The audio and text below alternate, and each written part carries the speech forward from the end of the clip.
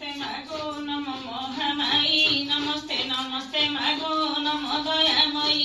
जेते बेले विजय तू हेलु एही स्थान सेते बेले ठावरे नोइथिला ग्राम बलदिया तेली संगे आसिलु मा तुही करा गछ मुळे मागो सदा गलु रही शनिवार दिन एठी हाट पाଳି हुए नाना स्थानु आसी रुंड हुअन्ति सबिए सेही बलदिया तेली तोर आज्ञा पाई प्रथमे गोटिए घर खोला तेली साई ताहा परे गोटिए गोटिए आसी जन एही ग्रामरे रहिले करिबा शोषण होई नथिला से परिजन्ते ग्राम नाम बायाराणी रहिबारु होई राणी नाम करा गछ मुळे महामाई विजे होई अपुत्रीकु जाति पुत्र देलु मागो तुही मूर्खजन मानंकु करिलु पंडित ଏହା ଶୁଣି ସର୍ବଲୋକ ହେଲେ ଆଚମ୍ବିତ ଅଜ୍ଞାନୀକୁ ଜ୍ଞାନ ଦେଲୁ ମାଗ ମହାମାଇ ପାଠୁଆକୁ ସମ୍ମାନ ଦେଲୁ ଦୟା ବହି ପ୍ରତି ଶନିବାରେ ଯେ ହୁଏ ବ୍ରତ କରିବ ସକଳ ବିପଦ ତାର ମୋଚନ ହୋଇବ ଅଭିଆଡ଼ି ଝିଅମାନେ ବ୍ରତ କରିଲେ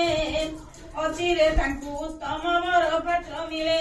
ଚିର ରୋଗୀ ହୋଇ ଦେହୁ ପାଉଥିବ କଷ୍ଟ ମହାମାଇ ବ୍ରତ କଲେ ରୋଗ ହେବ ନଷ୍ଟ ଅପୁତ୍ରିକ ଜନ ମାନେ ବ୍ରତ କରିଲେ ଅଚିରେ ପୁତ୍ର ସନ୍ତାନ ଲଭନ୍ତିଟି ଭଲେ ଘରର ଘରଣୀ ମାନେ ବ୍ରତ କରିଲେ ଧନ ଧାନ୍ୟ ପରିପୂର୍ଣ୍ଣ ହୁଏ ଅବହେଳେ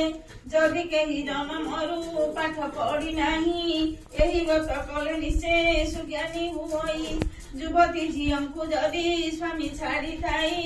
ଗୃହର ବିଷୟ କିଛି କାରଣ ନଥାଇ ଏହି ବ୍ରତ ସେହି ଝିଅ କଲେ ଶନିବାରେ ନିଜ ସ୍ୱାମୀ ଆସି ଡାକି ନିଅନ୍ତି ଯେ ଘରେ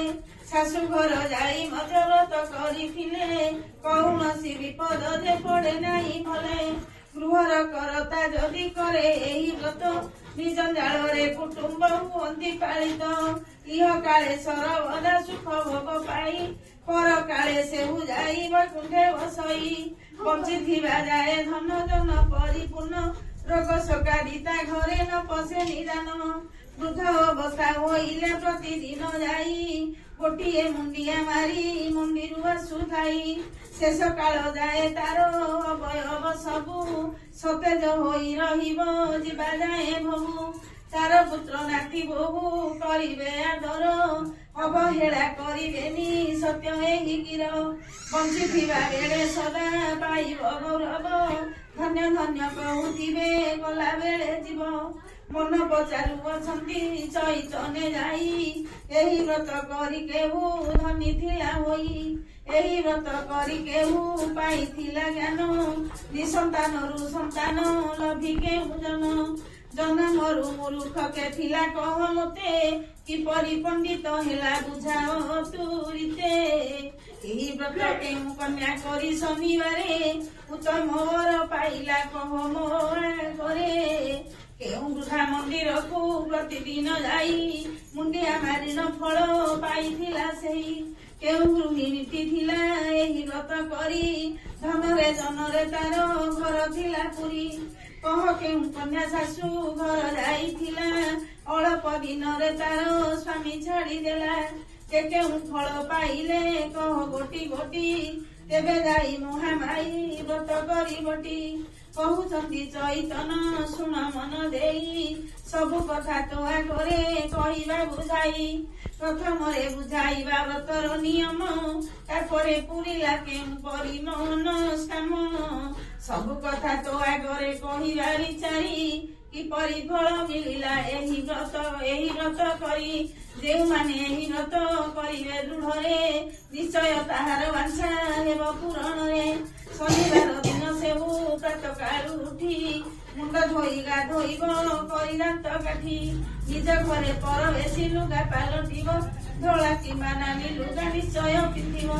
ଅଗଣାରେ କିମ୍ବା ବାରେ ପଟ ଚଉରାରେ ନାଲି ମାଟି ନେଇ ଆଗ ଲିପିବ ସତରେ ଲିପି ସାରି ଝୋଟି ଦେବ ଚଉରା ଘରେ ମଣ୍ଡଳ କାଟିବ ମନେ ରଖି ନିରନ୍ତରେ କୁମ୍ଭାର ଘରକୁ ଯାଇ ଆଣିବ କଳସୀ କଳସୀକୁ ଧୋଇ ପାଣି ଭରିବ ଝଟତି ନଦୀ ପାଣି ନହିଲେ ପୋଖରୀ ପାଣି ହେବ ପୋଖରୀ ନଥିଲେ କୂଅ ପାଣିକୁ ଭରିବ। କଳସି ଉପରେ ଆମ୍ବ ଡାଳ ଏକ ଥୋଇ ତାପରେ ଗୋଟିଏ ଗୁଆ ରଖିଦେବ ଧୋଇ। ବଟା ହଳଦୀ ମେଞ୍ଚାଏ କଳସି ପେଟରେ ଲଗାଇବ ତହୁଁ ଏକ ବିନ୍ଦୁ ସିନ୍ଦୁରରେ। ଅରୁଆ ଚାଉଳ ଗଣ୍ଡେ କୁମ୍ଭ ତଳେ ଥୋଇ ତା ଉପରେ କଳସିକୁ ରଖିବ ସଜାଇ। ନାଲି ରଙ୍ଗ ଥିବା ଚୁଡ଼ି 2 ପଟ ଆଣି କୁମ୍ଭର ଆଗେ ଥୋଇବ ଧୋଇ ଦେଇ ପାଣି। ନାଲି ରଙ୍ଗର ବସନ ଘରେ ଯେବେ ଥିବ ନାଲି ରଙ୍ଗ ଲୁଗା ପରେ ଚୁଡ଼ିକି ଥୋଇବ। ନାଲିଆ ରଙ୍ଗର ଲୁଗା ନଥିଲେ ଘରରେ ଧଳା କିମ୍ବା ନାଲି ଲୁଗା ଥୋଇବ ସେଠାରେ। ଆଖୁ ନଡ଼ିଆ କଦଳୀ ପଣସ କାକୁଡ଼ି ଯାହା ହେବ ଯାହା ହେବ ଭୋଗ ତା ଥାଳିରେ ଦେବ ବାଢ଼ି।